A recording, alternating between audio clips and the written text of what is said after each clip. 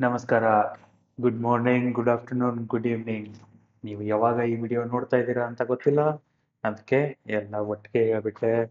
ಈ ವಿಡಿಯೋದಲ್ಲಿ ನಾವು ಇವತ್ತು ನಿಮ್ಮ 6ನೇ ತರಗತಿ ಇಂಗ್ಲಿಷ್ ವಿಷಯದ ಒಂದು ಪದ್ಯದ ಹೆಸರು ಮೈ ಪೀಪಲ್, ನಮ್ಮ ಜನರು ಅನ್ನೋ ಇದೊಂದು ಪದ್ಯವನ್ನ ನಾವು ಅಭ್ಯಾಸ ಮಾಡೋಕೆ ಹೋಗ್ತಾ ಇದ್ದೀವಿ.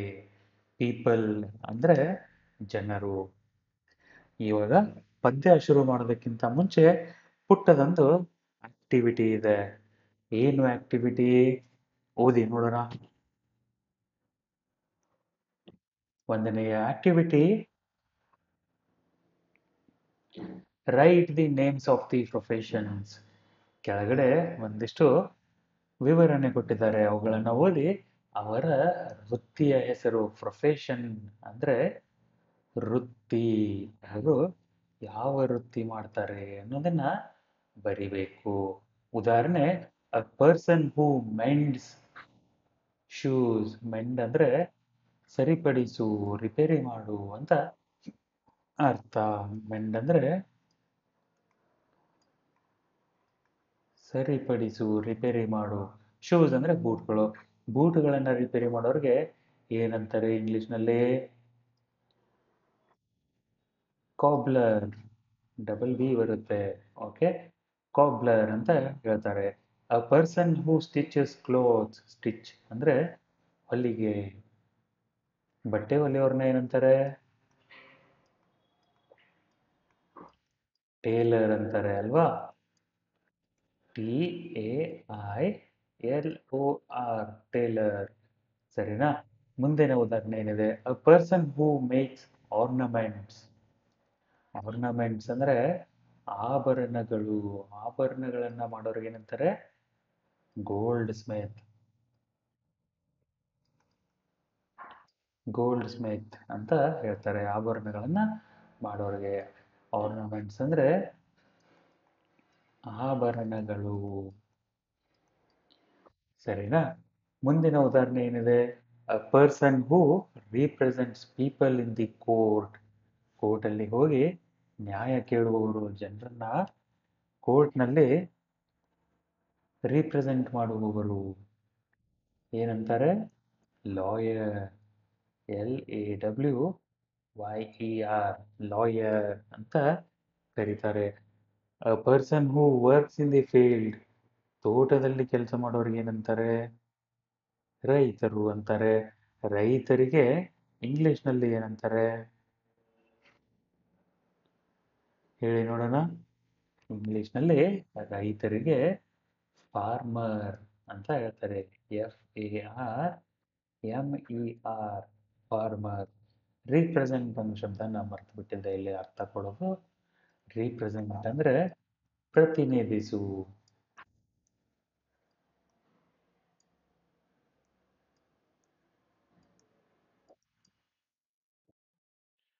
ಅ person who sells fruits and vegetables. ತರಕಾರಿಗಳನ್ನ ಮಾರಾಟ ಮಾಡೋರಿಗೆ ಏನಂತ ಹೇಳ್ತಾರೆ? ಅದನ್ನ ನೀವು ಹುಡುಕಿ ನೋಡೋಣ, ಕಂಡುಹಿಡೀರಿ ಏನಂತಾರೆ ಅಂತ. ಸರಿನಾ? ಮುಂದಿನ ಚಟುವಟಿಕೆ ಏನಿದೆ?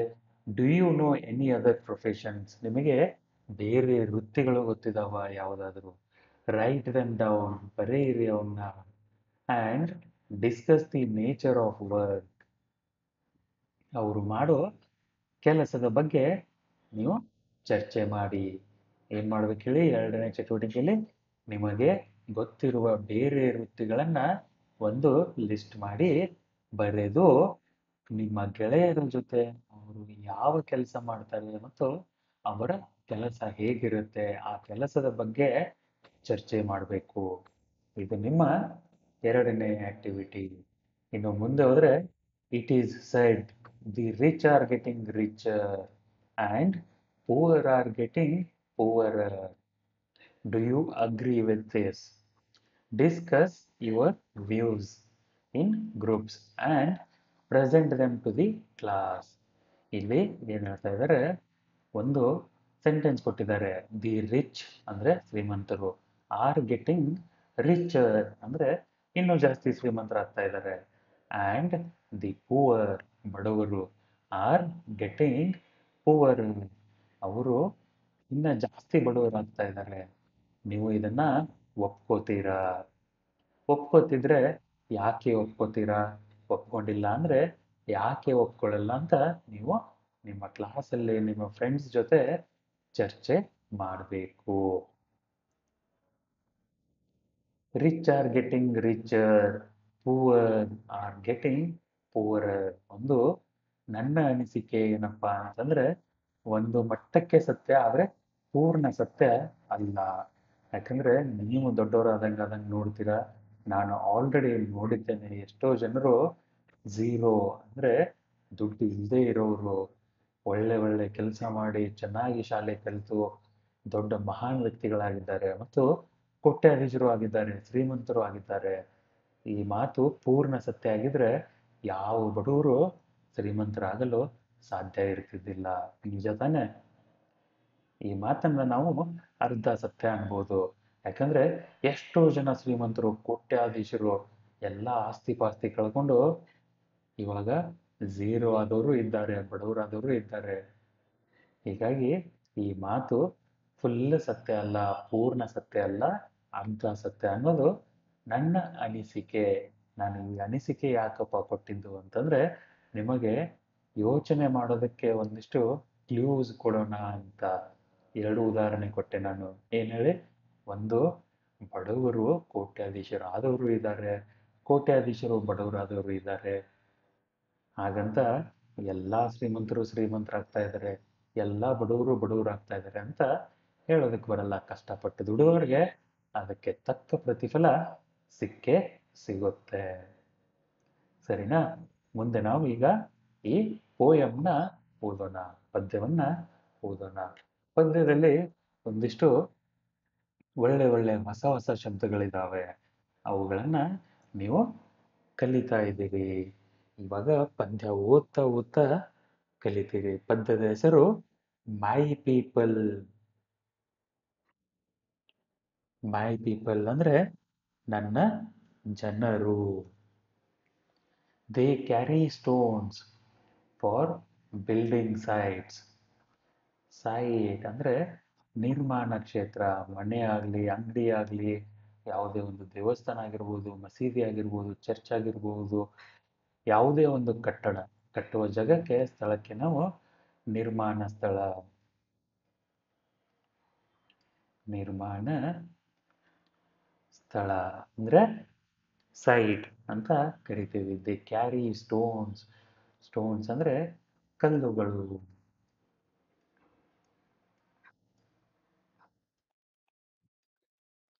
They get kicked until they soon. ಅಂದ್ರೆ ಅವರು ಕೆಲಸ ಮಾಡಲೇಬೇಕಾಗತ್ತೆ. ಇಲ್ಲಿ ಕಿಕ್ಡ್ ಅಂದ್ರೆ ವಧೆ ಅಲ್ಲ. ಕಿಕ್ ಅನ್ನೋ ಶಬ್ದದ ವಧೆ ಹೌದು. ಅಂದ್ರೆ ಇಲ್ಲಿ ಹೇಳ್ತಾ ಇರೋದು ವಧೆ ಅಂದ್ರೆ ಸರಿಯಾಗಿ ವಧೆಯೋದು ಅಲ್ಲ. They get kicked until they soon ಅಂದ್ರೆ ಅವರು ಬಳಲುವವರೆಗೂ, ಮೂರ್ಛೆ ತಪ್ಪುವವರೆಗೂ ಕೆಲಸ ಮಾಡೋ ಪರಿಸ್ಥಿತಿ ಇದ್ದೇ ಇರುತ್ತೆ. ಅವರಿಗೆ ಜನರು ಒದಿತಾರಲ್ಲ, ಅವರ ಪರಿಸ್ಥಿತಿ ಒದಿತಾ ಇರುತ್ತೆ. ಆ ರೀತಿ ಅವರ ಸಿಚುವೇಶನ್ ಇರುತ್ತೆ, ಸನ್ನಿವೇಶ ಇರುತ್ತೆ, ಪರಿಸ್ಥಿತಿ ಇರುತ್ತೆ. ಕೆಲಸ ಮಾಡಿಲ್ಲ ಅಂದ್ರೆ ಪಾಪ ಅವ್ರಿಗೆ ಹೊಟ್ಟೆ ತುಂಬಲ್ಲ. ಬೆಳಗ್ಗೆಯಿಂದ ಸಾಯಂಕಾಲದವರೆಗೂ ಕಲ್ಲನ್ನ ಎತ್ತಿ ಎತ್ತಿ ಮನೆ ಕಟ್ಟೋದು, ದೊಡ್ಡ ದೊಡ್ಡ ಕಚೇರಿಗಳನ್ನ ಕಟ್ಟೋದು, ಆಫೀಸಸ್ ಕಟ್ಟೋದು, ದೊಡ್ಡ ಬಿಲ್ಡಿಂಗ್ಗಳನ್ನ ಕಟ್ಟೋದಂದ್ರೆ ಅಷ್ಟೊಂದು ಹಗುರವಾದ ಕೆಲಸ ಅಲ್ಲ. ಅಲ್ಲಿ ಜನ ಮೂರ್ಛೆ ತಪ್ಪಿ ಬೀಳ್ತಾರೆ. ಇದು ಕೂಡ ನಿಜ. ಏನ್ ಹೇಳ್ತಾ ಇದ್ದಾರೆ ಕವಿ? They carry stones for building sites. They get kicked until they soon. Soon ಅಂದ್ರೆ ಬಳಲು, ಮೂರ್ಛೆ ತಪ್ಪು.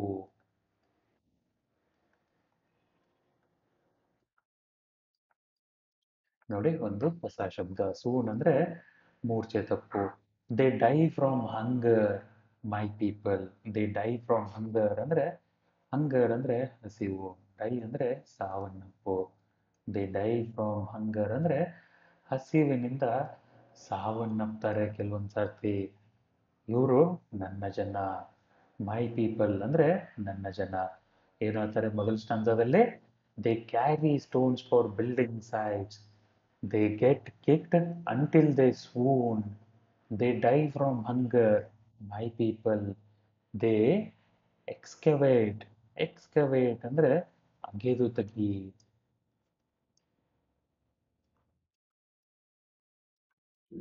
ಅಗೆದು ತೆಗಿ. ಇವಾಗ ಭೂಮಿಯಲ್ಲಿ ಒಂದೇನೋ ಮುಚ್ಕೊಂಡಿರುತ್ತೆ, ಅದನ್ನ ಅಗೆದು ತೆಗೆಯೋದಕ್ಕೆ ಎಕ್ಸ್ಕವೇಟ್ ಅಂತ ಹೇಳ್ತಾರೆ. ಗೋಲ್ಡ್, ಚಿನ್ನ ಎಲ್ಲಿರುತ್ತೆ? ಚಿನ್ನದ ಗಣಿಗಳಲ್ಲಿರುತ್ತೆ. ಚಿನ್ನದ ಗಣಿ ಹೇಗಿರುತ್ತೆ? ಚಿನ್ನದ ಗಣಿ ಅಂದ್ರೆ ಏನು ಸ್ಪೆಷಲ್ ಅಲ್ಲ. ಚಿನ್ನ ಜಾಸ್ತಿ ಇರೋ ಒಂದು ಸ್ಥಳದಲ್ಲಿ ತೆಗ್ಗು ತೋಡ್ತಾ ತೋಡ್ತಾ ತೋಡ್ತಾ ಅದರಲ್ಲಿ ಬರೋ ಚಿನ್ನನ ಸಂಗ್ರಹ ಮಾಡ್ಕೊಂಡು ಹೋಗ್ತಾ ಇರ್ತಾರೆ. They excavate gold. ಅವರು ಅಗೆದು ಚಿನ್ನವನ್ನ ತೆಗಿತಾರೆ. But they don't get a meal. Meal ಅಂದ್ರೆ ಊಟ. ಅವರಿಗೆ ಊಟನೂ ಸಿಗಲ್ಲ. They view cloth. ವೀವ್ ಅಂದ್ರೆ ನೇಯುವುದು. ನೇಯುವುದು ಯಾರ ಕೆಲಸ? ನೇಕಾರರ ಕೆಲಸ. ವೀವ್ ಅಂದ್ರೆ ನೇಯುವುದು. They weave cloth but they go naked. Naked ಅಂದ್ರೆ ಬೆತ್ತಲೆ, ಬಟ್ಟೆ ಇರದೇ ಇರೋ ಹಂಗೆ.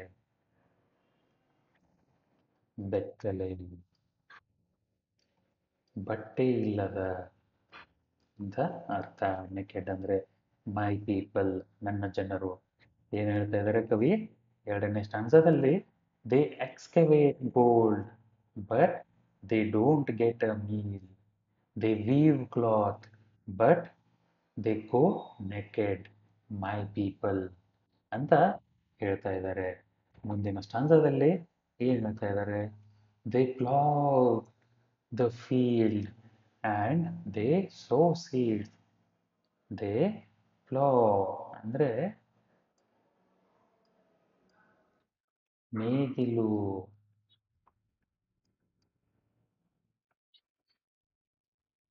ಹೊಡೆಯುವುದು, ಉಳುವಿಕೆ ಮಾಡುವುದು ಅಂತ ಅರ್ಥ. ಸೋ ಸೀಡ್ಸ್ ಅಂದ್ರೆ, ಸೋ ಅಂದ್ರೆ ಬಿತ್ತನೆ.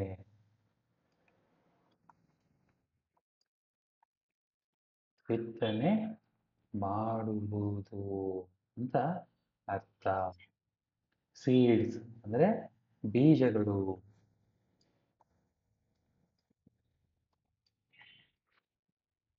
ಸೀಡ್ಸ್ ಅಂದ್ರೆ ಬೀಜಗಳು. They cut the crops. Crops ಅಂದ್ರೆ ಬೆಳೆ. ಅವರು ಬೆಳೆಯನ್ನ ಕೊಯ್ತಾರೆ. And they are baked in the sun. Bake, bakery ಅನ್ನೋ ಶಬ್ದನ ನೀವೆಲ್ಲ ಕೇಳಿರ್ತೀರ. ನಿಮ್ಮ ಊರಲ್ಲಿ ಒಂದು ಬೇಕರಿ ಇದ್ದೇ ಇರುತ್ತೆ. ಬೇಕರಿ ಅಂದ್ರೆ ಏನು? ಅಲ್ಲಿ ಬೇಕ್ ಮಾಡಿರುವ ತಿಂಡಿ ತಿನಿಸುಗಳು ಸಿಗ್ತವೆ. ಬೇಕ್ ಅಂದ್ರೆ ಹೇಳಿ ನೋಡೋಣ ಏನು? ಸುಡು ಅಂತ ಅರ್ಥ. ಬಿಸಿಯಲ್ಲಿ ಸುಡುವುದು. ದೇ ಬೇಕ್ ಇನ್ ದಿ ಸನ್, ಮೈ ಪೀಪಲ್ ಅಂತ ಮೂರನೇ ಸ್ಟಾನ್ಸದಲ್ಲಿ ಹೇಳ್ತಾರೆ. ಇಂಗ್ಲಿಷಲ್ಲಿ ಓದ್ತೇನೆ, ನೀವು ನನ್ನ ಜೊತೆ ರಿಪೀಟ್ ಮಾಡಿ. They plough the field, they sow the seeds, they cut the crops and they are baked in the sun, my people ನನ್ನ ಜನರು. They come home empty handed.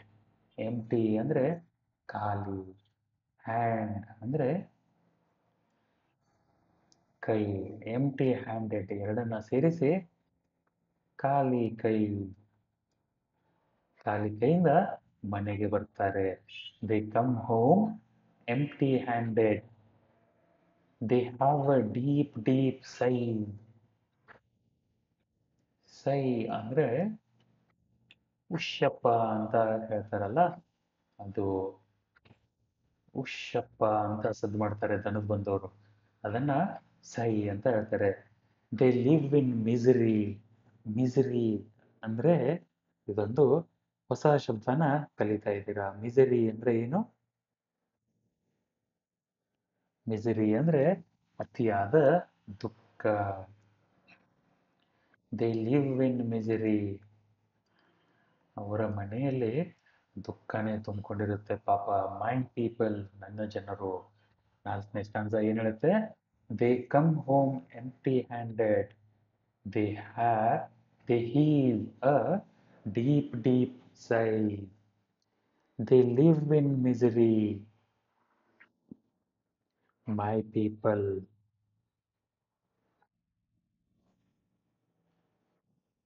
ಇಲ್ಲಿ ಹೀವ್ ಅನ್ನೋ ಒಂದು ಶಬ್ದನ ಮರೆತಿದೆ. ಹೀವ್ ಅಂದ್ರೆ ಎತ್ತು. ಎತ್ತು ಅಂದ್ರೆ ನಾನು ಎತ್ತಿನ ಬಂಡಿಯ ಎತ್ತು ಹೇಳ್ತಾ ಇಲ್ಲ, ಎತ್ತುವಿಕೆ, ಎತ್ತುವುದು ಅಂತ ಅರ್ಥ. ಏನನ್ನ ಎತ್ತಾರೆ? ಉಷಪ್ಪ ಅನ್ನೋ ಒಂದು ಸದ್ದನ್ನ ಎತ್ತಾರೆ. ಎತ್ತುವಿಕೆ. ಸರಿನಾ? ಮುಂದಿನ ಸ್ಟಾನ್ಸದಲ್ಲಿ they build the shops, they raise the bungalows, they build the shops. Build ಅಂದ್ರೆ ನಿರ್ಮಾಣ ಮಾಡು, ಶಾಪ್ಸ್ ಅಂದ್ರೆ ಅಂಗಡಿಗಳು, ನಿಮ್ಗೆ ಗೊತ್ತೇ ಇರುತ್ತೆ. ಆ್ಯಂಡ್ ದೇ ರೇಸ್, ರೇಸ್ ಅಂದ್ರೆ ಎಬ್ಬಿಸು.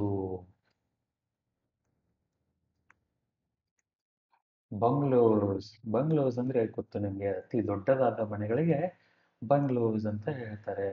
ಬಂಗ್ಲೋಸ್ ಅಂದ್ರೆ ಅರಮನೆಗಿಂತ ಚಿಕ್ಕದು, ಆದರೆ ಸಾದಾ ಮನೆಗಿಂತ ದೊಡ್ಡದು. ದೊಡ್ಡ ಮನೆ ಬಂಗ್ಲೋ ಅಂದ್ರೆ. They get in to heavy debts. Heavy ಅಂದ್ರೆ ಭಾರವಾದ ಅಂತ ಅರ್ಥ, ಆದರೆ ಇಲ್ಲಿ ಅತಿಯಾದ ಅಂತ ಅರ್ಥ ಕೊಡುತ್ತೆ. ಅತಿಯಾದ. ಡೆಬ್ಟ್ಸ್ ಅಂದರೆ ಸಾಲ. ಡಿ ಪಿ ಟಿ ಡೆಬ್ಟ್ ಅಂದರೆ ಸಾಲ. ಡೆಬ್ಟ್ಸ್ ಅಂದರೆ ಸಾಲಗಳು. ಸರಿನಾ? ಮೈ ಪೀಪಲ್ ಏನು ಹೇಳ್ತಾ ಇದ್ದಾರೆ ಈ ಸ್ಟ್ಯಾನ್ಸದಲ್ಲಿ? They build the shops and they raise the bungalows, they get in to heavy debts, my people, when they collapse. Collapse ಅಂದರೆ ಬಿದ್ದು ಬಿಡು, ನೆಲಕ್ಕೆ ಅಪ್ಪಳಿಸು ಅಂತ ಅರ್ಥ. ಬಿದ್ದು ಬಿಡು. When they collapse on the street. Street ಅಂದರೆ ರಸ್ತೆ, ಗಲ್ಲಿ. ರಸ್ತೆ ಅಥವಾ ಗಲ್ಲಿ. They don't cry for help. ಅವರು ಸಹಾಯ ಕೇಳೋದಿಲ್ಲ, ಆದರೆ ದೇ ಸಪ್ರೆಸ್ ದೇರ್ ಕ್ರೈ. ಅವರ ಅಳುವನ್ನ ಮುಚ್ಚಿಟ್ಕೊಂತಾರೆ, ಒತ್ತಿ ಹಿಡಿತಾರೆ.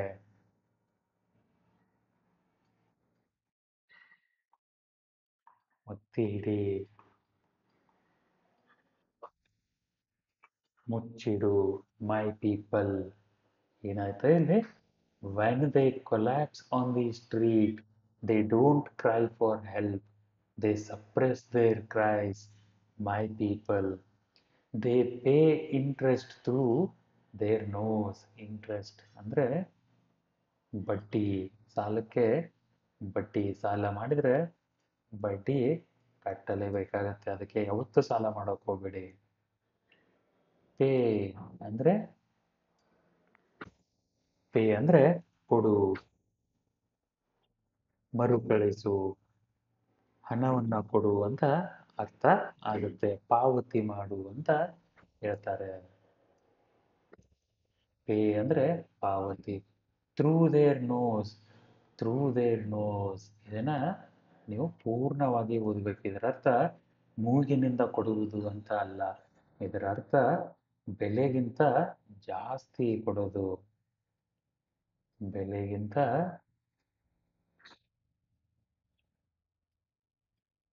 ಹೆಚ್ಚಿನ ಹಣ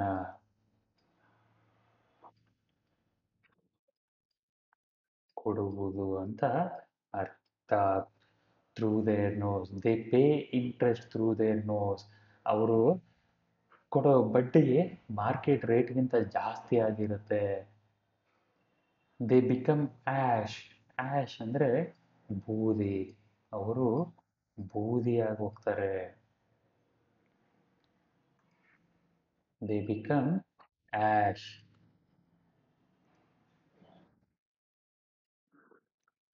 in the fire of fiery speeches.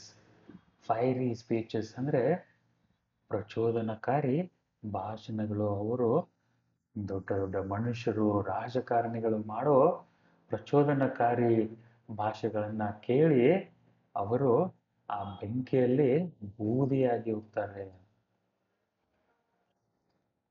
ಪ್ರಚೋದನಕಾರಿ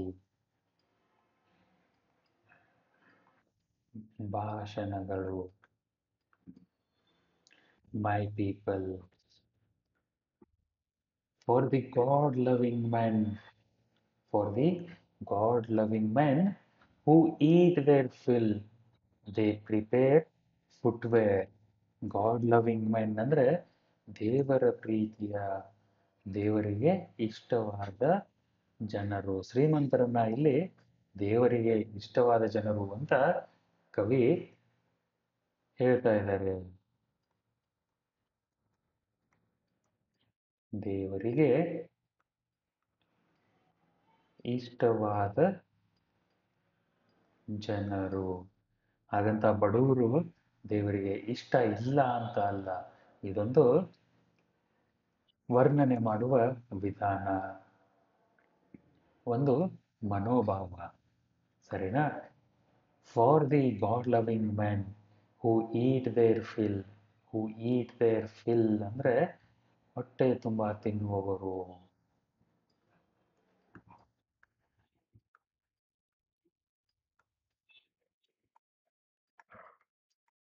ಹೊಟ್ಟೆ ತುಂಬ ತಿನ್ನುವವರು ಅವರಿಗೆ ದೇ ಪ್ರಿಪೇರ್ ಫುಟ್ವೇರ್, ಅವರ ಚಪ್ಪಲಿಗಳನ್ನು ಬಡವರು ಹೊಲಿತಾರೆ.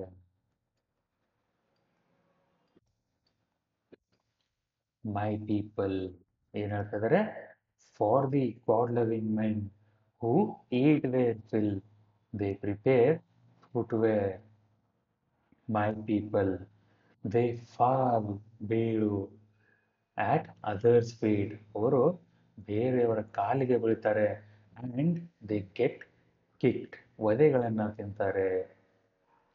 They are so devoted, my people ಏನು ಹೇಳ್ತಾ ಇದ್ರೆ ಈ ಸ್ಟಾನ್ಸದಲ್ಲಿ?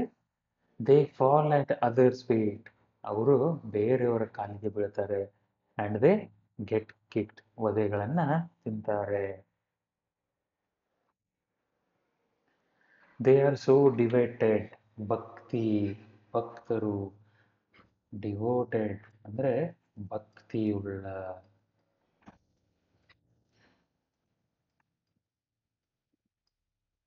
ಮೈ ಪೀಪಲ್, ನನ್ನ ಜನರು ಅಂತ ಹೇಳ್ತಾ ಇದ್ದಾರೆ. ಮುಂದಿನ ಸ್ಟಾನ್ಸದಲ್ಲಿ they listen to anything said to them, ಅವರಿಗೆ ಏನು ಹೇಳಿದ್ರು ಕೇಳ್ತಾರೆ. They live on air. My people ಅಂತ ಹೇಳ್ತಾ ಇದ್ದಾರೆ. ದೇ ಲಿವ್ ಆನ್ ಏರ್ ಅಂದರೆ ಏನು? ಹೊಟ್ಟೆ ತುಂಬ ಊಟ ಸಿಗದೆ ಅಂತ ಅರ್ಥ.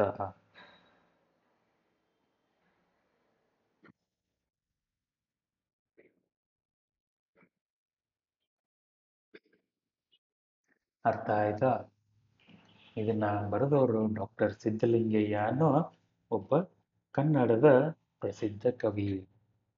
ಇದನ್ನ ಇಂಗ್ಲಿಷ್ಗೆ ಟ್ರಾನ್ಸ್ಲೇಟ್ ಮಾಡಿದವರು ಡಾಕ್ಟರ್ ಸುಮತೀಂದ್ರ ನಾಡಿಗ್ ಅನ್ನೋರು. ಇವಾಗ ಪ್ರಶ್ನೆ ಉತ್ತರಕ್ಕೆ ಹೋಗೋಕ್ಕಿಂತ ಮುಂಚೆ ಗ್ಲೋಸರಿನ ನೋಡೋಣ. ಗ್ಲೋಸರಿ ಅಂದರೆ ಶಬ್ದ ಮತ್ತು ಅದರ ಉತ್ತರಗಳು. ಸೈಟ್ ಅಂದರೆ on area that is used for building, ನಿರ್ಮಾಣ ಕ್ಷೇತ್ರ, ನಿರ್ಮಾಣ ಸ್ಥಳ ಅಂತ ಹೇಳ್ತಾರೆ. ಸ್ವೂನ್ ಅಂದರೆ ಫೇಂಟ್ ಅಂದರೆ ಮೂರ್ಛೆ ಹೋಗು. ಇವೆರಡರ ಅರ್ಥ ಒಂದೇ.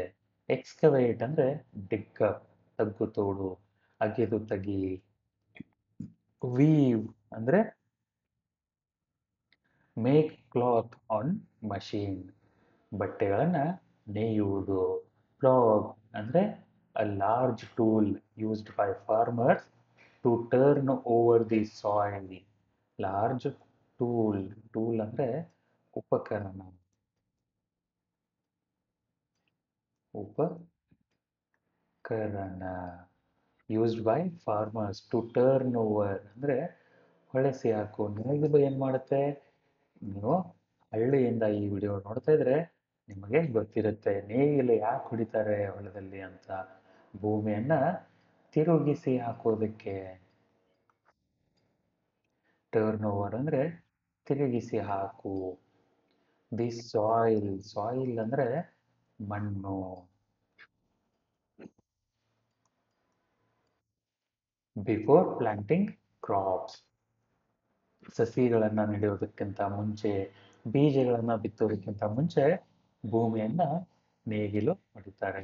ಔಟ್ ಅಂದ್ರೆ ನೇಗಿಲು.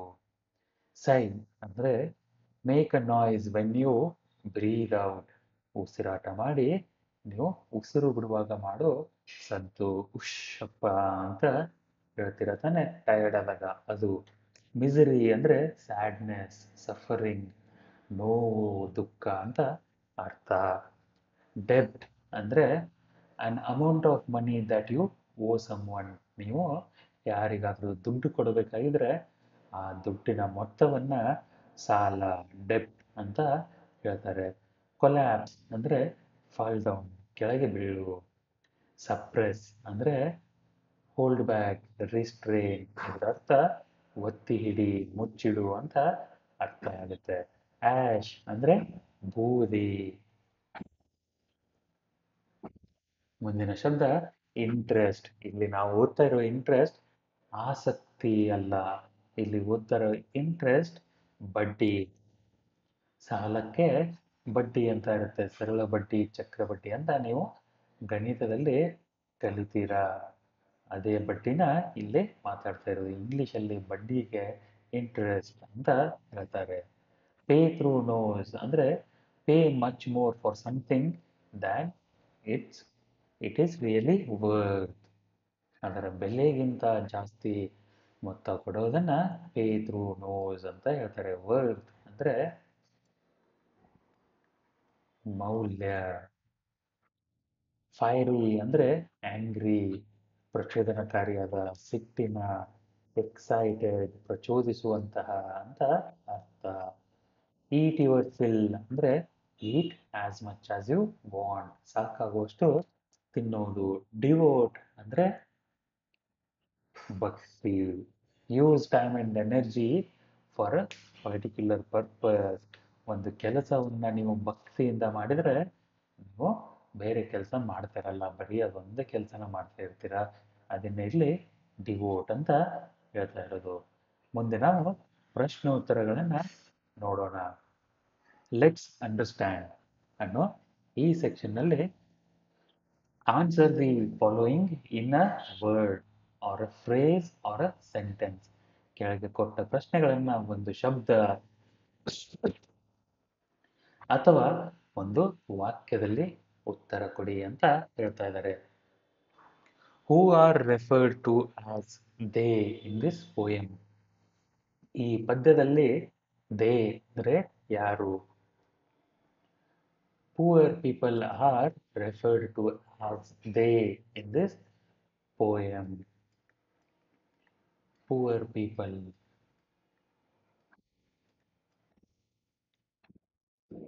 They weave cloth, but they go naked. What does this mean? ಅವರು ಬಟ್ಟೆಗಳನ್ನು ನೇಯ್ತಾರೆ, ಆದರೆ ಆ ಬಟ್ಟೆನ ನೇಯ್ದವರು ಬೆತ್ತಲೆ ಇರ್ತಾರೆ, ಅವರಿಗೆ ಬಟ್ಟೆ ಇರಲ್ಲ ಹಾಕೊಳ್ಳಕ್ಕೆ ಅಂತ ಹೇಳ್ತಾರೆ. ಇದರ ಅರ್ಥ ಏನು? ನೇಕಾರರು ಬಡವರು, ಅವರು ಬಟ್ಟೆನ ನೇಯ್ದು ಮಾರಾಟ ಮಾಡ್ತಾರೆ, ಆದರೆ ಮಾರಾಟ ಮಾಡಿದಾಗ ಅವರಿಗೆ ಸಿಗೋ ಬೆಲೆ ಅವರು ಪಟ್ಟ ಕಷ್ಟಕ್ಕೆ ಸಮಾನ ಆಗಿರುವುದಿಲ್ಲ. ಹೀಗಾಗಿ ಅವರು ಬಡತನದಲ್ಲಿರ್ತಾರೆ. ಬಡತನದಲ್ಲಿ ಇರೋದನ್ನ ಇಲ್ಲಿ ದೇ ಗೋ ನೆಕೆಡ್ ಅಂತ ಕವಿ ವರ್ಣನೆ ಮಾಡ್ತಾ ಇದ್ದಾರೆ. ಸರಿನಾ? ಇದನ್ನ ನೀವು ಇಂಗ್ಲಿಷಲ್ಲಿ ಬರಿಬೇಕು. ಅದರ ಅರ್ಥ ಹೇಗೆ ಬರಿತೀರಾ?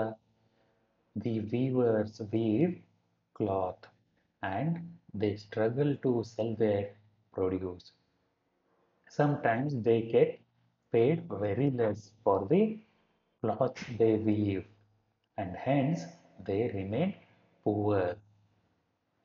ಅಂತ ಉತ್ತರ ಬರೀತೀರಾ. ಇದರ ಅರ್ಥ ವೈ ಡು ದೀಸ್ ಪೀಪಲ್ ಸೈ ಅಂದರೆ ಉಶ್ಯಪ್ಪ ಅಂತ ಉಸಿರು ಯಾಕೆ ಬಿಡ್ತಾರೆ.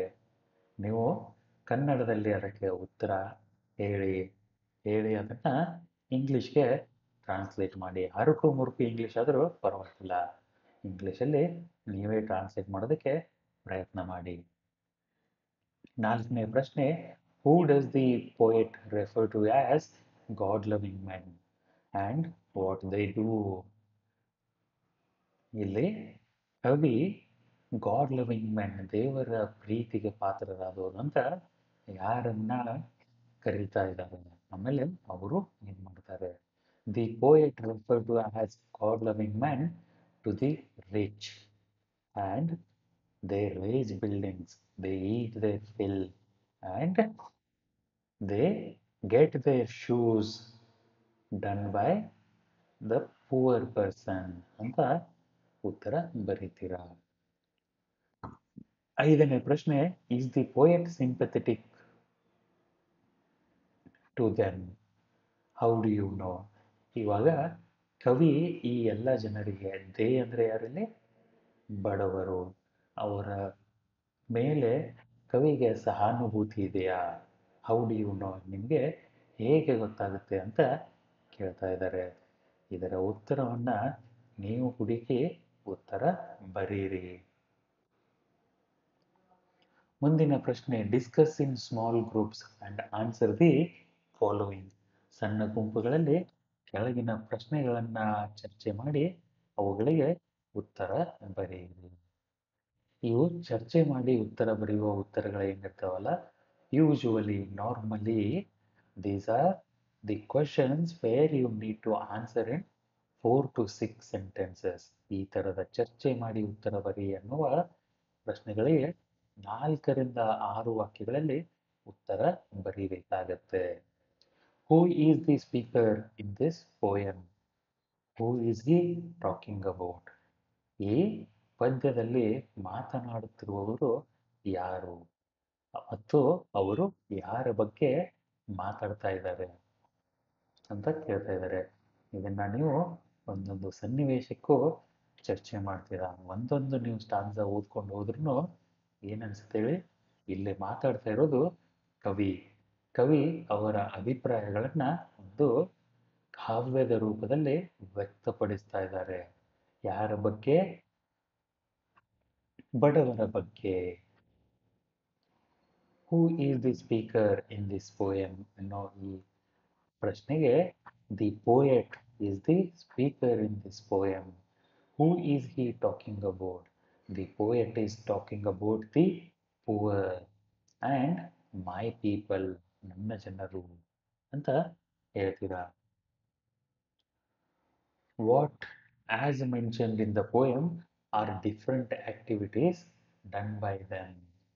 ಈ ಪದ್ಯದ ಪ್ರಕಾರ ಬಡವರು ಮಾಡುವಂತಿಷ್ಟು ಕೆಲಸಗಳು ಯಾವ್ಯಾವು ಅಂತ ಕೇಳ್ತಾ ಇದ್ದಾರೆ. ಯಾವ್ಯಾವು, ಅವರು ಬಿಲ್ಡಿಂಗ್ ಕಟ್ತಾರೆ, they work in construction sites, ಮತ್ತೇನು ಮಾಡ್ತಾರೆ, ಅವರು ಚಪ್ಪಲಿಗಳನ್ನು ಹೊಲಿಯುತ್ತಾರೆ, ಅವರು ನೇಗಿಲುಗಳನ್ನು ಹೊಡಿತಾರೆ. ಈ ಥರ ನೀವು ಬೇರೆ ಬೇರೆ ವೃತ್ತಿಗಳನ್ನು ಇಲ್ಲಿ ಕೊಟ್ಟಿದ್ದಾರೆ. ಅವುಗಳನ್ನು ನೀವು ಹುಡುಕಬೇಕು, ಗುರುತಿಸಬೇಕು. ಗುರುತಿಸಿ ಉತ್ತರದಲ್ಲಿ ಏನಂತ ಬರೀತೀರಾ, as mentioned in the poem these are the different activities done by them ಅಂತ ಬರೆದು ಕೆಳಗಡೆ ಒಂದು 4-5 ವೃತ್ತಿಗಳನ್ನು, ಪದ್ಯದಲ್ಲಿ ಬಡವರು ಮಾಡುವ ವೃತ್ತಿಗಳನ್ನು ಬರಿತೀರಾ. ಅದು ನಿಮ್ಮ ಉತ್ತರ ಆಗುತ್ತೆ. ಮೂರನೇ ಪ್ರಶ್ನೆ, why does the poet have sympathy towards these people. ಕವಿಗೆ ಈ ಜನರ ಮೇಲೆ ಯಾಕೆ ಇಷ್ಟೊಂದು ಸಹಾನುಭೂತಿ ಇದೆ ಅಂತ ಕೇಳ್ತಾ ಇದ್ದಾರೆ. ಇದನ್ನ ನೀವು ಉತ್ತರವನ್ನ ನಿಮ್ಮ ಯೋಚನೆ ಮಾಡಿ ಅದಕ್ಕೆ ಉತ್ತರ ಕನ್ನಡದಲ್ಲಿ ಬರೆದು ಇಂಗ್ಲೀಷ್ಗೆ ಟ್ರಾನ್ಸ್ಲೇಟ್ ಮಾಡಿ, ಇಲ್ಲ ಅಂದರೆ ಡೈರೆಕ್ಟಾಗಿ ಇಂಗ್ಲೀಷಲ್ಲೇ ಬರೆದು ಬಿಡಿ. ನಾಲ್ಕನೇ ಪ್ರಶ್ನೆ, isn't it a pity that some people build the shops, but get into heavy debts. How does this happen? ಇದೊಂದು ಕರುಣಾಜನಕ ಸ್ಥಿತಿ ಅಲ್ಲವೇ? ಯಾವುದು? ಜನ ಅಂಗಡಿಗಳನ್ನ ಕಟ್ತಾರೆ, ಆದ್ರೆ ಸಾಲ ಮಾಡ್ಕೋತಾರೆ. How does this happen? ಇದು ಯಾಕೆ ಆಗುತ್ತೆ ಅಂತ ಕೇಳ್ತಾರೆ. ಒಂದು, ಅವರಿಗೆ, ಅವರು ಅಂದ್ರೆ ಯಾರಲ್ಲಿ? ಕಟ್ಟಡ ಕಟ್ಟುವವರು. ಅವರಿಗೆ ಸಂಪಾದನೆ ಅಷ್ಟೊಂದು ಇರಲ್ಲ. ಸಂಪಾದನೆ ಅಷ್ಟೊಂದು ಇರಲ್ಲ ಅಂದ್ರೆ ಅವರು ಒಂದು ಪೂರ್ತಿ ದಿನ ಕೆಲಸ ಮಾಡಿದ್ಮೇಲೆ ಅವರಿಗೆ 300, 400, 500 ಈ ತರ ದುಡ್ಡು ಸಿಗುತ್ತೆ ರೂಪಾಯಿಗಳಲ್ಲಿ. 300 ರೂಪಾಯಿ, 400 ರೂಪಾಯಿಗಳಲ್ಲಿ ಏನ್ ಸಿಗುತ್ತೆ ಈ ಕಾಲದಲ್ಲಿ? ಅವ್ರಿಗೆ ಮನೆಯಲ್ಲಿ ಹೆಂಡತಿ ಇರ್ತಾರೆ, ಮಕ್ಕಳು ಇರ್ತಾರೆ. ಇದು ಒಂದು ಕಾರಣ. ಇನ್ನೊಂದು ಕಾರಣ ದುಶ್ಚಟಗಳು. ದುಶ್ಚಟ ಮಾಡುವವರು ಯಾವಾಗಲೂ ಸಾಲದ ಮೊರೆ ಹೋಗ್ತಾರೆ. Heavy debts. ಚಟ ಮಾಡೋದನ್ನ ಕಲಿಯೋಕೆ ಹೋಗ್ಬೇಡಿ. ಯಾವುದೇ ಚಟ ಇರಲಿ, ಕೆಟ್ಟ ಚಟ ಯಾವುದನ್ನು ಕಲಿಯೋಕೆ ಹೋಗ್ಬೇಡಿ. ತುಂಬಾನೇ ಕೆಟ್ಟ ಕೆಲಸ. ಬಡವರು ಬಡವರಾಗಿಯೇ ಉಳಿಯೋದಕ್ಕೆ ಇದು ಒಂದು ಕಾರಣ. ಚಟಗಳು, ದುಶ್ಚಟಗಳು. ಸಂಪಾದನೆಗಿಂತ ಜಾಸ್ತಿ ಖರ್ಚು ಮಾಡೋದು ಕೂಡ ಒಂದು ಕೆಟ್ಟ ಚಟ. ಈ ಚಟ ಶ್ರೀಮಂತರನ್ನ ಕೂಡ ಬಡವರನ್ನಾಗಿಸುತ್ತೆ. ನಿಮ್ಮ ಹತ್ರ ಎಷ್ಟೇ ದುಡ್ಡಿದ್ರೂ ನೀವು ಸಂಪಾದನೆಗಿಂತ ಜಾಸ್ತಿ ಖರ್ಚು ಮಾಡಿದ್ರೆ ಸಾಲ ಮಾಡೋದು ಗ್ಯಾರಂಟಿ, ಬಡವರಾಗೋದು ಗ್ಯಾರಂಟಿ. ಸರಿನಾ? ಇದು ನನ್ನ ಆಲೋಚನೆಗಳು.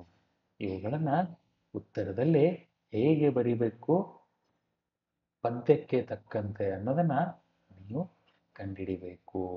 ಸರಿನಾ? ಮುಂದಿನ ಪ್ರಶ್ನೆ ಆಸ್ ಯೂಶುವಲ್.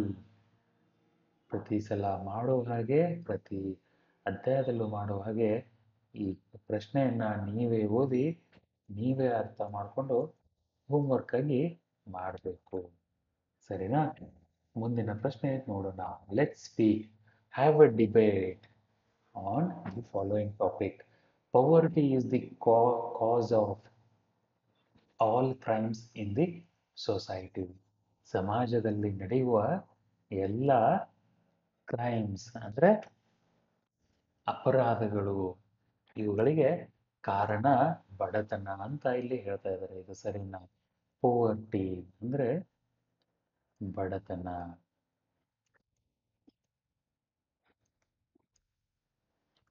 ಕಾಸ್ ಅಂದ್ರೆ ಕಾರಣ. ಕ್ರೈಮ್ ಅಂದ್ರೆ ಅಪರಾಧ. ಸೊಸೈಟಿ ಅಂದ್ರೆ ಸಮಾಜ. ಸಮಾಜದಲ್ಲಿ ನಡೆಯೋ ಎಲ್ಲ ಅಪರಾಧಕ್ಕೆ ಕಾರಣ ಬಡತನ ಅಂತ ಒಂದು ಟಾಪಿಕ್ ಕೊಟ್ಟಿದ್ದಾರೆ. ಇದರ ಮೇಲೆ ನೀವು ಚರ್ಚೆ ಮಾಡಬೇಕು. ಏನಂತ ಚರ್ಚೆ ಮಾಡ್ತೀರಾ? ಅದು ನಿಮ್ಮ ಆಲೋಚನೆಗೆ ಬಿಟ್ಟಿದ್ದು. ನೀವು ಹೇಗೆ ಯೋಚನೆ ಮಾಡ್ತೀರೋ ಹಾಗೆ ಚರ್ಚೆ ಮಾಡಬಹುದು. ಆದರೆ ಒಂದು ಕ್ಲೂ ನಾನು ಏನು ಕೊಡೋಕೆ ಇಷ್ಟಪಡ್ತೀನಿ ಅಂದರೆ, ಸಮಾಜದಲ್ಲಿ ನಡೆಯುವ ಎಲ್ಲ ಅಪರಾಧಗಳಿಗೂ ಬಡತನ ಕಾರಣ ಅಲ್ಲ. ಬಡತನ ಕಾರಣ ಅಲ್ಲ. ಶ್ರೀಮಂತರು ಅಪರಾಧಗಳನ್ನು ಮಾಡ್ತಾರೆ, ಬಡವರು ಅಪರಾಧಗಳನ್ನ ಮಾಡ್ತಾರೆ. ಶ್ರೀಮಂತರು ಕೊಲೆ ಮಾಡ್ತಾರೆ, ಬಡವರು ಕೊಲೆ ಮಾಡಿದ್ದಾರೆ. ಹಾಗಂತ ಸಮಾಜದಲ್ಲಿ ನಡೆಯೋ ಎಲ್ಲ ಅಪರಾಧಗಳಿಗೂ ಬಡತನನೇ ಕಾರಣ ಅಂತ ಹೇಳೋಕೆ ಆಗಲ್ಲ. ಇದು ದುಡ್ಡಿನ ಬಡತನದ ಬಗ್ಗೆ ಮಾತಾಡಿದ್ದು. ಆದರೆ ಸಮಾಜದಲ್ಲಿ ನಡೆಯುವ ಎಲ್ಲ ಅಪರಾಧಗಳಿಗೂ ಒಂದು ಬಡತನ ಕಾರಣ ಆಗುತ್ತೆ. ಅದು ಯಾವ ಬಡತನ ಗೊತ್ತಾ? ಬುದ್ಧಿಯ ಬಡತನ. ಬುದ್ಧಿಯ ಬಡತನ ಎಲ್ಲಿರುತ್ತೋ ಅಲ್ಲಿ ಅಪರಾಧಗಳಾಗ್ತವೆ. ಆ ಸಮಾಜದಲ್ಲಿ ಅಪರಾಧಗಳಾಗ್ತವೆ. ಬುದ್ಧಿಯ ಬಡತನ ಇದ್ದಲ್ಲಿ ಅಪರಾಧಗಳ ಸಾಧ್ಯತೆ ಹೆಚ್ಚಾಗಿರುತ್ತೆ. ಹಣದ ಬಡತನ, ದುಡ್ಡು ಕಾಸಿನ ಬಡತನ ಇದ್ದಲ್ಲಿ ಅಪರಾಧ ಆಗೇ ಆಗುತ್ತೆ ಅಂತ ಹೇಳಕ್ಕಾಗಲ್ಲ. ಆದ್ರೆ ಬುದ್ಧಿಯ ಬಡತನ ಇದ್ದಲ್ಲಿ ಅಪರಾಧ ಆಗೇ ಆಗುತ್ತೆ. ಯಾವುದೋ ಒಂದು ತರದ ಅಪರಾಧ ಆಗ್ಬೋದು. ಕಳ್ಳತನ ಆಗ್ಬೋದು, ಸುಳ್ಳು ಹೇಳೋದಾಗ್ಬೋದು, ಹೊಡೆಯುವುದು, ಬಡಿಯುವುದು, ಅಪಹರಣ ಮಾಡುವುದು, ಕೊಲೆ ಮಾಡುವುದು, ಇನ್ನೊಬ್ಬರಿಗೆ ಕೇಡು ಬಯಸುವುದು, ಇವೆಲ್ಲ ಅಪರಾಧಗಳು. ಈ ಎಲ್ಲ ಅಪರಾಧಗಳಿಗೆ ಏನು ಕಾರಣ ಅಂದ್ರೆ ಬುದ್ಧಿಯ ಬಡತನ, ದುಡ್ಡಿನ ಬಡತನ ಅಲ್ಲ. ಇದನ್ನ ನೆನ್ಪಿಟ್ಕೊಳ್ಳಿ. ಆದ್ರೆ ಇಲ್ಲಿ ನೀವು ಈ ಚರ್ಚೆಯಲ್ಲಿ ನಿಮ್ಮ ಆಲೋಚನೆಗಳು ಏನು ಅನ್ಸುತ್ತೆ? ನೀವು ಬೇಕಂದ್ರೆ ನಾನು ಹೇಳಿದ್ದು ತಪ್ಪು ಅಂತ ಅಂದ್ರೂ ಪರವಾಗಿಲ್ಲ, ಅದನ್ನ ನೀವು ಕಮೆಂಟ್ಸ್ ಅಲ್ಲಿ ಬರೆದು ಹಾಕಿ. ನಾನು ಹೇಳಿದ್ದು ಕನ್ನಡದಲ್ಲಿ, ಅದನ್ನ ನೀವು ಇಂಗ್ಲಿಷಲ್ಲಿ ಟ್ರಾನ್ಸ್ಲೇಟ್ ಮಾಡೋದಕ್ಕೂ ಪ್ರಯತ್ನ ಮಾಡಿ. ನಾನು ಹೇಳಿರೋ ವಾಕ್ಯಗಳು 2-3 ವಾಕ್ಯಗಳನ್ನ ಹೇಳಿದ್ನಲ್ಲ ನಾನು, ಬುದ್ಧಿಯ ಬಡತನದಿಂದ ಅಪರಾಧಗಳ ಸಾಧ್ಯತೆ ಹೆಚ್ಚಾಗುತ್ತೆ, ಹಣದ ಬಡತನದಿಂದ ಅಪರಾಧಗಳು ಜಾಸ್ತಿ ಆಗುತ್ತೆ ಅನ್ನೋದು ಅಷ್ಟೊಂದು ನಿಖರವಾಗಿ ಹೇಳಕ್ಕಾಗಲ್ಲ ಅನ್ನೋ ಈ ಮಾತನ್ನ ಇಂಗ್ಲಿಷಲ್ಲಿ ನೀವು ಬರೆಯೋಕೆ ಪ್ರಯತ್ನ ಮಾಡಿ. ಮುಂದಿನ ಭಾಗ ಲೆಟ್ಸ್ ಅಪ್ರಿಶಿಯೇಟ್. ಇದರಲ್ಲಿ ಮೊದಲನೇ ಸೆಕ್ಷನ್ ಏನಿದೆ, select and write the 5 most important words from the poem. Say why you choose those words.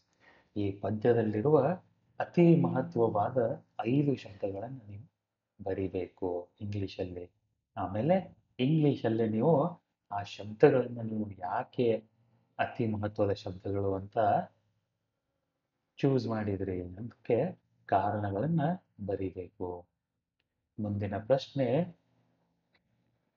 Play the role of the poet and talk about the poem.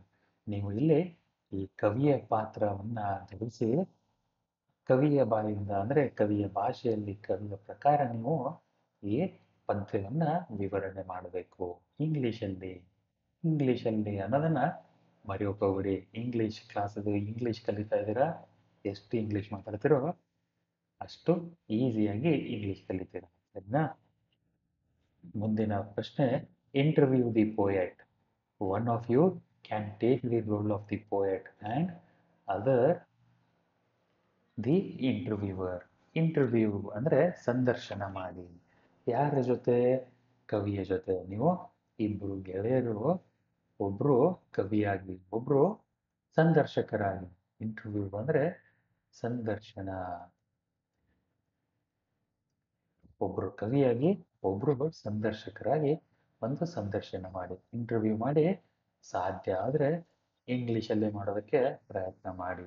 ಇಂಗ್ಲಿಷಲ್ಲಿ ಸಂದರ್ಶನವನ್ನ ಹೇಗೆ ಸ್ಟಾರ್ಟ್ ಮಾಡ್ತೀರಾ? ಯಾವುದೇ ಸಂದರ್ಶನದಲ್ಲಿ ಮೊದಲು ಮಾತಾಡುವುದು ಸಂದರ್ಶಕರು, ಆಮೇಲೆ ಇನ್ನೊಬ್ಬರು ಮಾತಾಡ್ತಾರೆ. ಸಂದರ್ಶಕರು ಮೊದಲು ಮಾತಾಡ್ತಾರೆ. ಸಂದರ್ಶಕರು ಟಾಪಿಕ್ನ ಹೇಗೆ ಓಪನ್ ಮಾಡ್ತಾರೆ? Hello sir, thank you for your time, thank you for spending your time with us, it is so nice to have you here with us today. ಅಂದರೆ ನೀವು ನಮಗೆ ಸಮಯ ಕೊಟ್ಟಿದ್ದಕ್ಕೆ ಧನ್ಯವಾದಗಳು, ನಿಮ್ಮನ್ನ ಇಲ್ಲಿ ನಮ್ಮ ಜೊತೆ ಕುಳಿತುಕೊಂಡಿದ್ದಕ್ಕೆ ತುಂಬ ಸಂತೋಷ ಆಗ್ತಾ ಇದೆ ಅಂತ ಹೇಳಿ ಒಂದು ಪ್ರಶ್ನೆನ ಕೇಳ್ತೀರಾ. ಪ್ರಶ್ನೆ ಯಾವ ಬಗ್ಗೆ ಇರುತ್ತೆ? ನಿಮ್ಮ ಇಂಟರ್ವ್ಯೂ ಸಂದರ್ಶನ ಯಾವ ಟಾಪಿಕ್ಕಿಗೆ ಸಂಬಂಧಪಟ್ಟಿದ್ದಿರುತ್ತೋ ಆ ಟಾಪಿಕ್ಕಿನ ಪ್ರಶ್ನೆ ಇರುತ್ತೆ. ಇಲ್ಲಿ ನೀವು ಸಂದರ್ಶನ ಮಾಡೋದು ಈ ಪದ್ಯದ ಬಗ್ಗೆ. ನೀವು ಸಂದರ್ಶನವನ್ನ ಹೇಗೆ ಶುರು ಮಾಡ್ತೀರಾ? Hello sir, thank you for your time, it is so nice to have you here just today. Let us start with one simple question. The question is, why are you so sympathetic about the poor? ನೀವು ಬಡವರ ಬಗ್ಗೆ ಇಷ್ಟೊಂದು ಯಾಕೆ ಸಹಾನುಭೂತಿಗಳಾಗಿದ್ದೀರಾ ಅಂತ ಪ್ರಶ್ನೆನ ನಾನು ಕೇಳಿದೆ. ನೀವು ಬೇರೆ ಬೇರೆ ಪ್ರಶ್ನೆನ ಕೇಳ್ಬೋದು. Sir, why do you call rich man as God love people ಅಂತ ಕೇಳ್ಬೋದು. ಇಲ್ಲಾಂದ್ರೆ, sir, why do you think the weavers are naked? ನೇಕಾರರು ಬೆತ್ತಲೆ ಇದ್ದಾರೆ ಅಂತ ನಿಮಗೆ ಯಾಕೆ ಅನ್ಸುತ್ತೆ? Please explain this to us. ನಮಗೆ ಇದರ ಬಗ್ಗೆ ಒಂದಿಷ್ಟು ವಿವರಣೆಗಳನ್ನು ಕೊಡಿ ಅಂತ ಕೇಳ್ಬೋದು, ಸರಿನಾ? ಹೀಗೆ ನೀವು ಕೇಳಿದರೆ ಒಂದು ಸಂದರ್ಶನ ಮುಂದುವರಿಯುತ್ತೆ.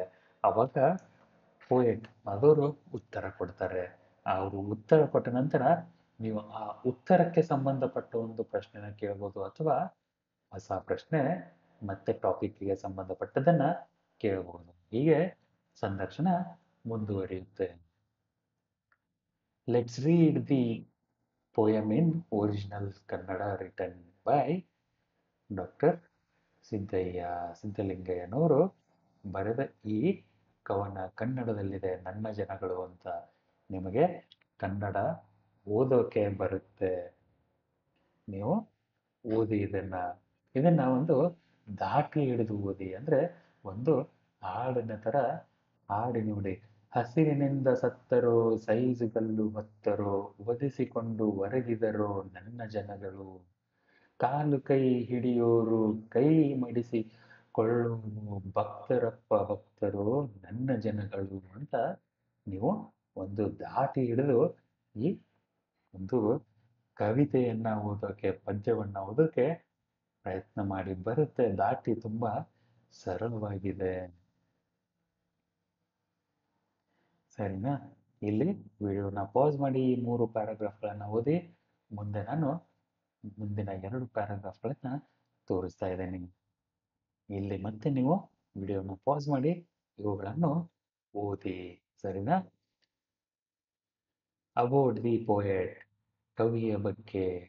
ಸಿದ್ಧಲಿಂಗಯ್ಯನವರು ಹುಟ್ಟಿದ್ದು 1954ರಲ್ಲಿ. Professor of Kannada in Bengaluru university. Bengaluru ಯೂನಿವರ್ಸಿಟಿನಲ್ಲಿ ಇವರು ಕನ್ನಡ ಪ್ರಾಧ್ಯಾಪಕರಾಗಿದ್ದಾರೆ. Is a major poet in Kannada literature. ಇವರು ಕನ್ನಡ ಸಾಹಿತ್ಯದ ಒಬ್ಬ ಪ್ರಮುಖ ಕವಿಗಳಾಗಿದ್ದಾರೆ. He pioneered the Dalit voice in 1975. Pioneered ಅಂದ್ರೆ ನಾಯಕತ್ವ ವಹಿಸು. He pioneered the Dalit voice in 1975. The trend setting work on Dalit literature in Kannada is Hole Madigana Hadu ಅನ್ನೋ ಒಂದು ಪುಸ್ತಕ. A collection of poems by Siddalingaiah. His autobiography ಊರು ಕೇರಿ. ಆಟೋಬಯೋಗ್ರಫಿ ಅಂದ್ರೆ ಆತ್ಮಕಥೆ. ಆಟೋಬಯೋಗ್ರಫಿ ಊರು ಕೇರಿ is translated into English and many of his poems are translated into various Indian and other languages. ಇವರ ಆತ್ಮಕಥೆ ಊರು ಕೇರಿ ಅನ್ನೋ ಒಂದು ಪುಸ್ತಕ ಇಂಗ್ಲಿಷ್ ಭಾಷೆಗೆ ಅದನ್ನ ಟ್ರಾನ್ಸ್ಲೇಟ್ ಮಾಡಲಾಗಿದೆ ಮತ್ತು ಇವರ ಪದ್ಯಗಳು, ಕವಿತೆಗಳನ್ನ ಭಾರತದ ಸುಮಾರು ಭಾಷೆಗಳಲ್ಲಿ ಟ್ರಾನ್ಸ್ಲೇಟ್ ಮಾಡಲಾಗಿದೆ. ಮುಂದೆ ಡಾಕ್ಟರ್ ಸುಮತೇಂದ್ರ ಆರ್ ನಾಡಿ, ಇವರು ಈ ಪದ್ಯವನ್ನ ಇಂಗ್ಲಿಷಲ್ಲಿ ಟ್ರಾನ್ಸ್ಲೇಟ್ ಮಾಡಿದವರು. ಬಾರ್ನ್ ಇನ್ 1935, 1935ರಲ್ಲಿ ಹುಟ್ಟಿದವರು. Is a prominent modern poet. ಇವರು ಪ್ರಾಮಿನೆಂಟ್ ಅಂದ್ರೆ ಮುಖ್ಯ ಅಂತ ಹೇಳ್ಬೋದು. ಪ್ರಾಮಿನೆಂಟ್ ಅಂದ್ರೆ ಮುಖ್ಯವಾದ, ಮಾಡರ್ನ್ ಅಂದ್ರೆ ಹೊಸ ಕಾಲದ, ಈಗಿನ ಕಾಲದ. ಇವರು ಪ್ರಮುಖ ಮಾಡರ್ನ್ ಪೋಯೆಟ್ ಅಂತ ಹೇಳ್ತಾ ಇದ್ದಾರೆ. Nadi Dampatya Geeta has been translated into English. ಅವರು ಬರೆದ, ನಾಡಿಗವರು ಬರೆದ ದಾಂಪತ್ಯ ಗೀತ ಅನ್ನೋ ಒಂದು ಪುಸ್ತಕ ಇಂಗ್ಲಿಷ್ ಭಾಷೆಗೆ ಟ್ರಾನ್ಸ್ಲೇಟ್ ಮಾಡಲಾಗಿದೆ. ಅಷ್ಟೇ ಅಲ್ಲ, ಹಿಂದಿ, ಬೆಂಗಾಲಿ ಮತ್ತು ಅದರ ಭಾರತೀಯ ಭಾಷೆಗಳಿಗೆ ಟ್ರಾನ್ಸ್ಲೇಟ್ ಮಾಡಲಾಗಿದೆ. ಮಾಡರ್ನ್ ಅಂದ್ರೆ ಆಧುನಿಕ. ಇದನ್ನು ನೆನಪಿಟ್ಕೊಳ್ಳಿ.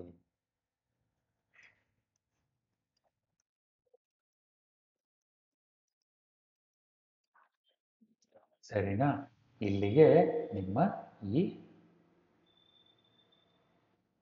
ಅಧ್ಯಾಯ ಮುಗೀತು. ಮುಂದೆ unit 8, what I want for you and every child ಅನ್ನೋದು ಒಬಾಮ ಅವರ ಮಕ್ಕಳಿಗೆ ಬರೆದ ಒಂದು ಪತ್ರ. ಅದನ್ನು ನಾವು ಮುಂದಿನ ವಿಡಿಯೋದಲ್ಲಿ ನೋಡೋಣ. ಅಲ್ಲಿವರೆಗೂ ಟೇಕ್ ಕೇರ್. ಕೈಗಳನ್ನು ಸ್ಯಾನಿಟೈಸ್ ಮಾಡೋದನ್ನ ಮರಿಬೇಡಿ. ಸ್ಯಾನಿಟೈಸ್ ಬೇಕೇ ಬೇಕು ಅಂತ ಅಲ್ಲ, ಒಂದು ಸಾಬೂನು ಸಿಕ್ಕರೂ ಪರವಾಗಿಲ್ಲ, ಕೈಗಳನ್ನು ಚೆನ್ನಾಗಿ ತೊಳ್ಕೊಳ್ಳಿ. ಹೊರಗಡೆಯಿಂದ ಬಂದ ಮೇಲೆ ಮಾಸ್ಕ್ ಹಾಕೊಳ್ಳೋದನ್ನ ಮರಿಬೇಡಿ, ಇನ್ನು ವ್ಯಾಕ್ಸಿನ್ ಬಂದಿಲ್ಲ ಭಾರತಕ್ಕೆ. ಮಾಸ್ಕ್ ಹಾಕೊಳ್ಳಿ. ಜನಸಂದಣಿ ಇದ್ದಲ್ಲಿ ಹೋಗಕ್ಕೆ ಹೋಗಬೇಡಿ. ಗುಂಪುಗಳಿಂದ ದೂರ ಇರಿ. ಆಟ ಆಡೋದಕ್ಕೆ ಹೋಗಿ ಮರಿಬೇಡಿ. ಆಟ ಆಡಬೇಕು, ಪಾಠನೂ ಕಲಿಬೇಕು.